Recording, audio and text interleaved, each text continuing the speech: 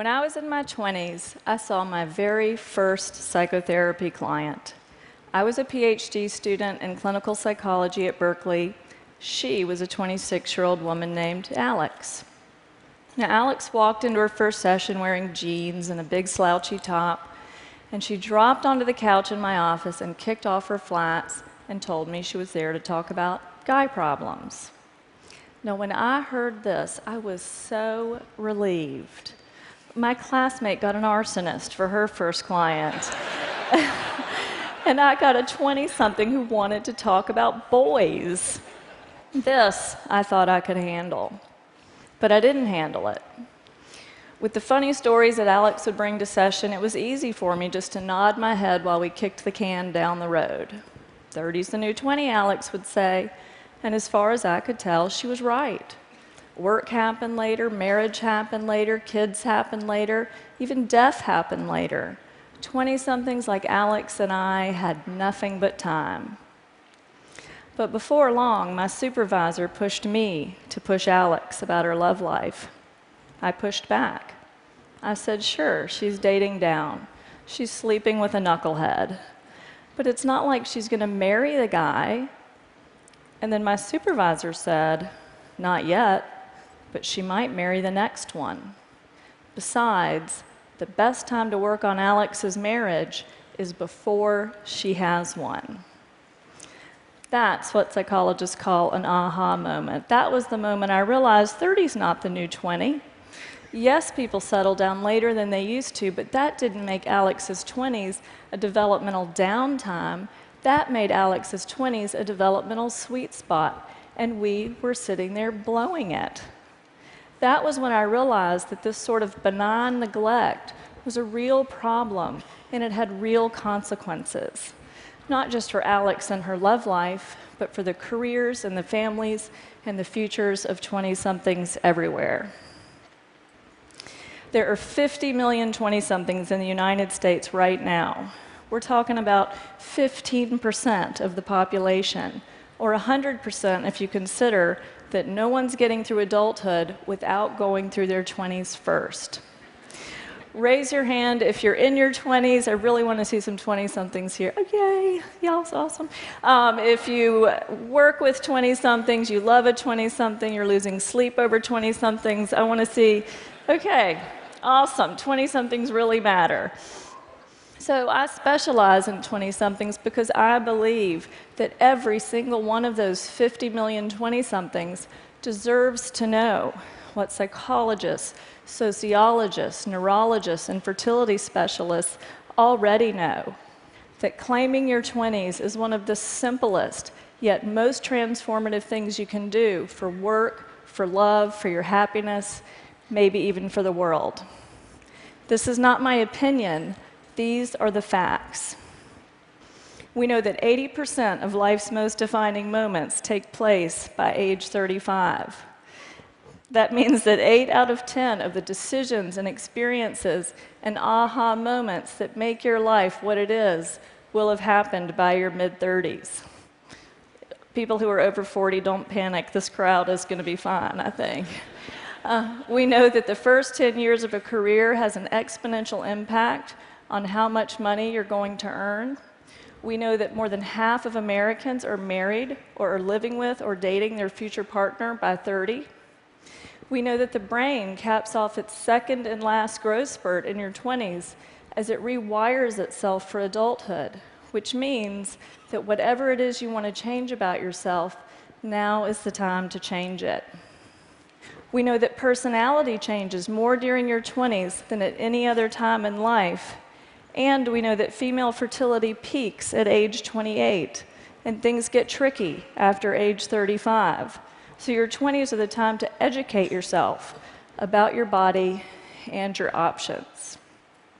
So when we think about child development, we all know that the first 5 years are a critical period for language and attachment in the brain. It's a time when your ordinary day-to-day life has an inordinate impact on who you will become. But what we hear less about is that there's such a thing as adult development, and our 20s are that critical period of adult development. But this isn't what 20-somethings are hearing. Newspapers talk about the changing timetable of adulthood. Researchers call the 20s an extended adolescence. Journalists coined silly nicknames for 20-somethings like Twixters and Cadults. It's true. As a culture, we have trivialized what is actually the defining decade of adulthood. Leonard Bernstein said that to achieve great things, you need a plan and not quite enough time. Isn't that true? So what do you think happens when you pat a 20-something on the head and you say you have 10 extra years to start your life? Nothing happens. You have robbed that person of his urgency and ambition, and absolutely nothing happens. And then every day, smart, interesting 20-somethings like you, or like your sons and daughters, come into my office and say things like this. I know my boyfriend's no good for me, but this relationship doesn't count. I'm just killing time. Or they say, everybody says as long as I get started on a career by the time I'm 30, I'll be fine.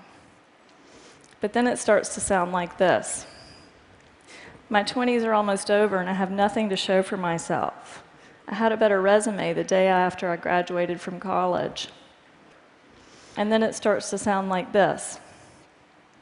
Dating in my 20s was like musical chairs. Everybody was running around and having fun. But then sometime around 30, it was like the music turned off and everybody started sitting down. I didn't want to be the only one left standing up, so sometimes I think I married my husband because he was the closest chair to me at 30. Where are the 20-somethings here? Do not do that. Okay, now that sounds a little flip, but make no mistake, the stakes are very high. When a lot has been pushed to your 30s, there is enormous 30-something pressure to jumpstart a career, pick a city, partner up, and have 2 or 3 kids in a much shorter period of time. Many of these things are incompatible, and as research is just starting to show, simply harder and more stressful to do all at once in our 30s. The post-millennial midlife crisis isn't buying a red sports car. It's realizing you can't have that career you now want. It's realizing you can't have that child you now want, or you can't give your child a sibling. Too many 30-somethings and 40-somethings look at themselves and at me sitting across the room and say about their 20s, what was I doing? What was I thinking? I want to change what 20-somethings are doing and thinking. Here's a story about how that can go. It's a story about a woman named Emma. At 25, Emma came to my office because she was, in her words, having an identity crisis. She said she thought she might like to work in art or entertainment, but she hadn't decided yet, so she'd spent the last few years waiting tables instead. Because it was cheaper, she lived with a boyfriend who displayed his temper more than his ambition. And as hard as her 20s were, her early life had been even harder. She often cried in our sessions, but then would collect herself by saying, you can't pick your family, but you can pick your friends. Well, one day, Emma comes in, and she hangs her head in her lap, and she sobbed for most of the hour. She'd just bought a new address book, and she'd spent the morning filling in her many contacts, but then she'd been left staring at that empty blank that comes after the words, in case of emergency, please call. She was nearly hysterical when she looked at me and said, who's going to be there for me if I get in a car wreck?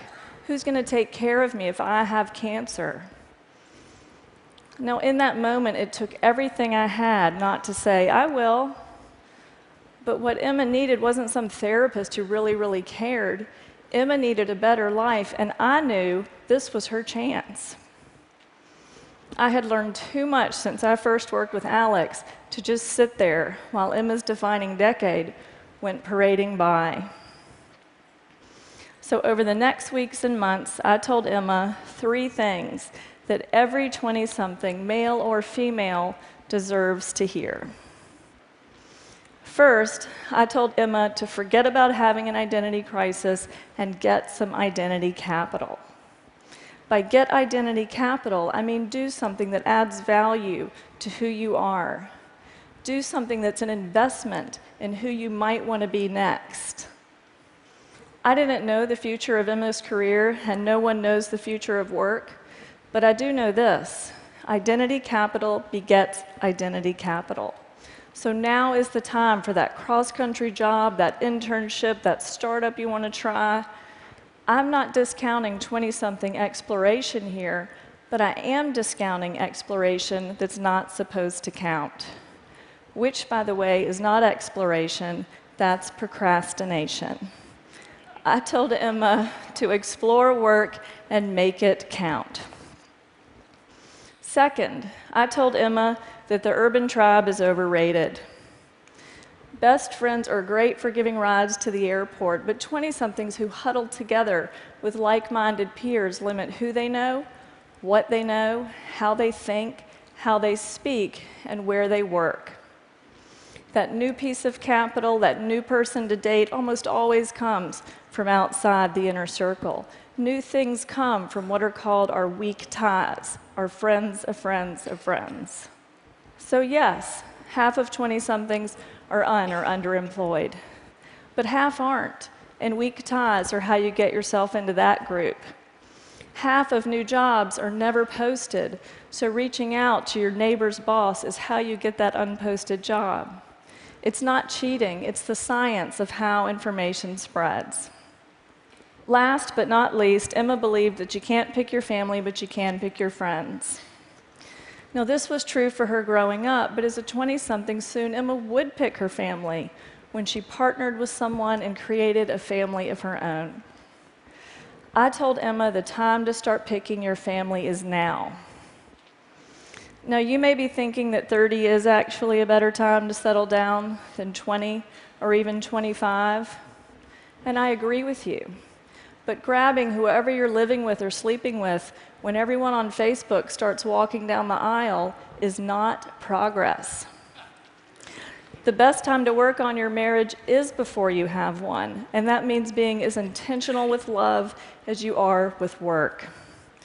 Picking your family is about consciously choosing who and what you want, rather than just making it work or killing time with whoever happens to be choosing you. So what happened to Emma? Well, we went through that address book, and she found an old roommate's cousin who worked at an art museum in another state. That weak tie helped her get a job there. That job offer gave her the reason to leave that live-in boyfriend. Now, 5 years later, she's a special events planner for museums. She's married to a man she mindfully chose. She loves her new career, she loves her new family, and she sent me a card that said, "Now the emergency contact blanks don't seem big enough." Now, Emma's story made that sound easy, but that's what I love about working with 20-somethings. They are so easy to help.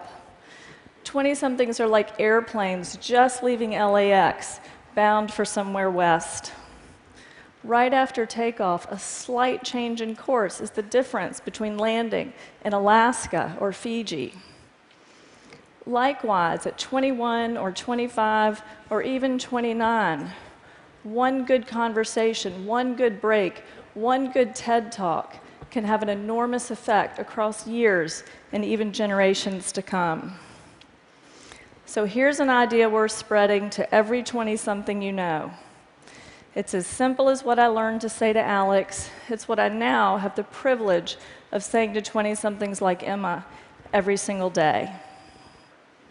30 is not the new 20, so claim your adulthood, get some identity capital, use your weak ties, pick your family. Don't be defined by what you didn't know or didn't do. You're deciding your life right now. Thank you.